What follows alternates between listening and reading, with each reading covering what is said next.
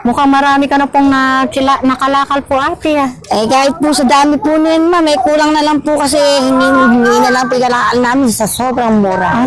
Bali magkano na po yan sa tingin nyo po? Nasa 100 plus po. 100 plus pa lang po yan? Opo. Sa dami na po yan. Minsan lang po kasi isang kilo niyan. Ayan po guys, si ate, nakita ko po. Try nating habulin at parahin. Nakita ko po kasi may siya kalakal. Namamasura po. Bae po to. Ayan po. Ayan, bababa tayo.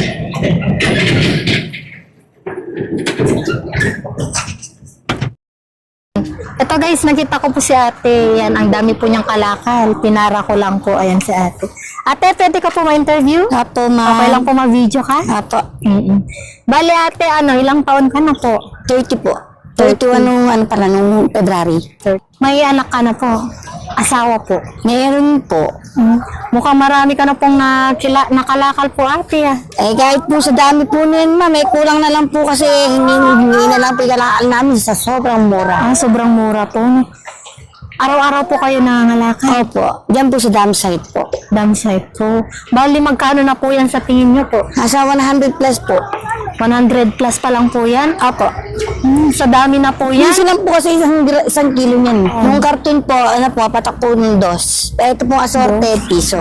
Assorted. Yung papel po na iba-iba kulay. Piso po. Bali ito po.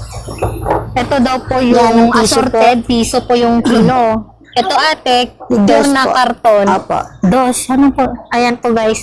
Ito po yung yung kalakal na ate. May plastic din po siya dito. Ayan, may plastic.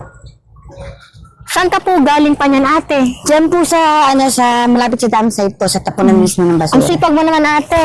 Ba't Obligado di mo po kasama yung asawa mo? hindi po kasi hindi po sumasama sa mga ganyang bentahan. Pero yung asawa po, nagtatrabaho rin po? Dati po siya construction worker kung po na na rin po, nahirapan po siguro sa pagko-construction lumipat na rin po sa dam site. Nangalakan na lang din. Ilan po anak niyo ate? 6 po. 6? Po yung bunso ko pa premature, 6 months. Ngayon po, ilang buwan na po ngayon? Po siya, nitong May po birthday niya 6 months ate? Opo. Nagbuhay din po pala yung 6 months? Opo. Yun naman po sabi Kala ng ko po 7 months. Hindi po, kulang po siya 7 months po. Naman po siya, na-incubator po siya po siya ng isang buwan mahigit. Nakumpay po, pabalik-balik siya sa ospital. Balik-balik sa ospital. 6 daw po yung anak ni ate. Saan po yung bahay niyo dito ate? Diyan po ma'am, malapit po sa dam site. Malapit lang po sa dam site. Ito po kasi dating tapunan po yan, yung nakikita yung bundok na yan. Ito po guys. Ngayon, tinanggal po yan.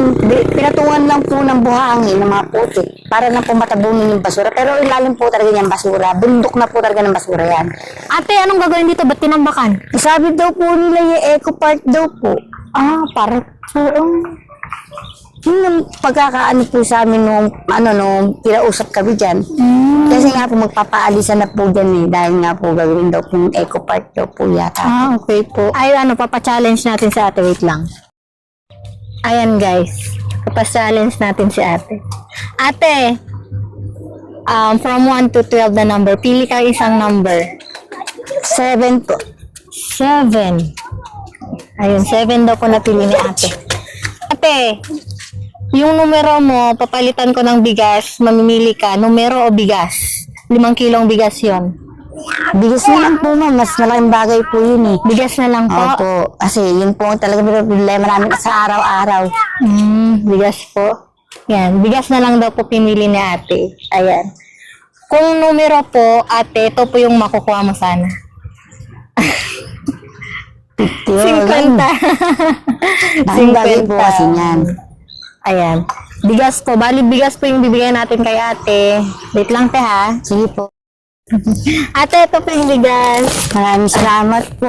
Salamat po sa nag-sponsor ma'am. Salamat po, malaking bagay na po ito para sa aming mga mangarahig. Okay. Salamat po kay Miss Ilocana po para sa bigas. Okay na po yan, ate? Opo. Okay.